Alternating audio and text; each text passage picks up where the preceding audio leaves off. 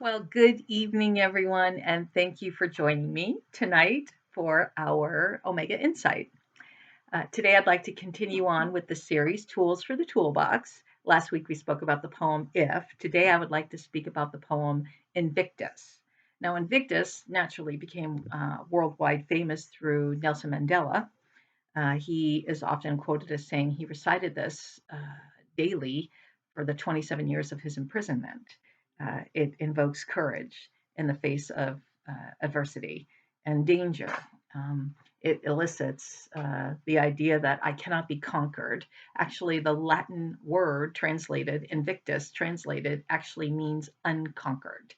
And so this poem inspired Nelson Mandela and has inspired many people throughout the ages. But I'm not sure many people understand or know the history of the poem. It was written by a gentleman named William Ernest Henley.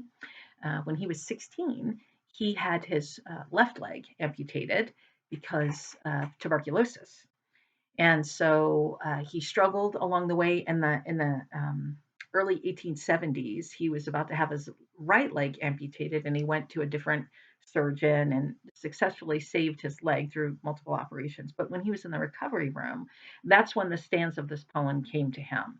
He had struggled and faced, bad things that have happened to him, and he wrote these stanzas to keep him inspired and to inspire others. It's the concept is that it's courage in the face of death and holding on to one's own dignity when we are faced with indignities. So we hold on to our own dignity. I like to correlate this to willpower, that I can develop my own willpower, and no matter what is thrown at me, I'm able to rise up and shine, if that's the word I can use. The first stance is out of the night that covers me, black as the pit from pole to pole. I thank whatever gods may be for my unconquerable soul. So if we could just look at this for a moment, out of the night that covers me, black as the pit, all I see is darkness. So if I'm in a place and all I see is darkness, I implement gratitude. That's the first thing. I'm grateful for my unconquerable soul, recognizing that gratitude is very important here. So even though I can't see clearly, it seems like everything is falling apart. I express gratitude for my unconquerable soul. Unconquerable means you cannot diminish me. In the fell clutch of circumstance, I have not winced nor cried aloud. Under the bludgeonings of chance, my head is bloody but unbowed. Again, the same thing. In the fell clutch of circumstance, whatever happens, circumstance happens. I have not winced or cried aloud means I'm not complaining. I'm not squawking and complaining to every person that I know. Look what happened. Look what happened. Mm-mm-mm. None of that. Doesn't matter. Under the bludgeonings of chance, by chance, whatever happens, whatever injury or stress or event that we encounter, our head is bloody and may be bloody, but not bowed. In other words, you cannot break my spirit. My spirit cannot be broken. Beyond this place of wrath and tears looms but the horror of the shade, and yet the menace of the years finds and shall find me unafraid. I like this one as well. Beyond the place of wrath and tears. So I'm beyond anger and I'm beyond crying. And I could see in the shade there's horrors like our mind can imagine, but there's things waiting out in the shade that I do not know about. There's things that I am not aware that are going to come into my life, but when they enter my life, they will find me unafraid. I've made it this far. I'm going to continue on. Essentially, that's what it is. It's not.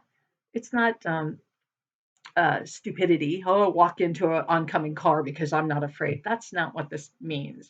It means that I have survived so much in my life. I have survived and I will continue to go through until my time has passed, until it's time for me to leave. But I will not succumb to fear. I will step into situations that I do not know of unafraid. The last line, it matters not how straight the gate, how charged the punishments the scroll. I am the master of my fate. I am the captain of my soul. To me, I love this aspect too. And I love the way that this is a very good summation of it. It matters not how straight the gate. Essentially, we look around, that's not fair, that's not fair, that's not fair. It doesn't matter. Life is not fair. That's one lesson we all must understand. Life is not fair. I cannot say, why is it one person wins the Powerball and another person has to live in poverty?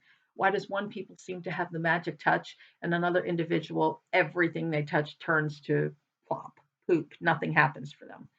I don't know the intricacies of the why life works out the way it is. It doesn't matter what I'm charged with. It doesn't matter like the charged with punishments on the scroll. In other words, when you've got this list of here's the egregiousness against you, doesn't matter what those are either. Because I am the master of my fate. I am the captain of my soul. I am responsible for the way I respond. Doesn't matter what situation comes to me, I respond. I respond. I respond. And the concept is to respond with, in this instance, dignity, and to carry our fate with pride and honor instead of look what happened to me, look what happened to me. I mean, it's the same sentence, it's just a different attitude. So that's the concept, is adjusting our attitude, and no matter what life gives us, we can take it, we can handle it. Now, I know that it sounds like, oh, yeah, that sounds grandiose, but how do you actually do that in real life? Well, it takes practice. It really does. It takes practice on holding our tongue, because we want so much to complain to everyone. But all of us know when you complain, all you're doing is adding more negative energy. It's not going to change the situation. You're adding more negative energy. Now, I get people are saying, no, no, complaining, you can make changes complaining. No, you make changes by action. Complaining is just the negative complaining. Changes occur when we take action, and you can take action without complaining. Sometimes complaining draws attention. I get that. I understand that. But there are other ways to draw attention as well. So I don't want to get into the, all I want to do is mention and go back to the idea, the very end. It matters not how straight the gate, how charged with punishments the scroll. I am the master of my fate. I am the captain of my soul. You are the master of your fate, and you are the captain of your soul. William Henley could have just sat and thought, I can't believe this is happening to me. I have to lose my next leg. Oh, life is so unfair. He didn't do that. He took his situation, and look, he wrote this beautiful poem. He took his situation and said, you will not get me. I will survive. I will continue on. He didn't let life beat him down.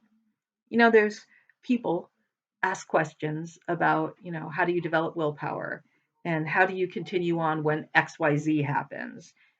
And no matter how many stories you hear, and I don't mean to sound callous, but no matter how many stories you hear, it always comes down to the idea, what are you willing to do with this? Are you going to use this as a burden? Are you going to use it as an obstacle? Or will you use this as acceleration, something to conquer?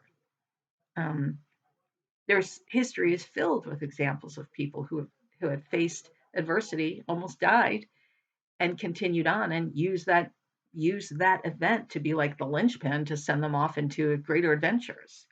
There's some kind of freedom that comes with that when you recognize that no matter what happens, you can't be beat. Your soul can't be beat down. You just have that determination within you.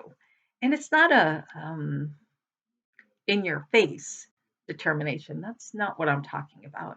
It's a very quiet, calm, steady river that runs through you. Very quiet, calm understanding that I got this. One thing that I do like right now, Mel Robbins is doing the high five challenge. She's done it for quite some time now, but it's the idea of going into the mirror every morning and give yourself a high five and recognizing the strength within you. Typically, the first thing we do when we get to the mirror, especially women, the first thing we do is like, oh, there's the gray and the gels and all the bags. And we immediately look at the negative instead of recognizing there's positive. And the concept is, why start our day right off the bat looking at ourselves negatively, but look in the mirror and see yourself and I got this. Just give yourself the positive affirmation. I know it sounds corny, but it's a good way to capture your attention on how you are proceeding your day.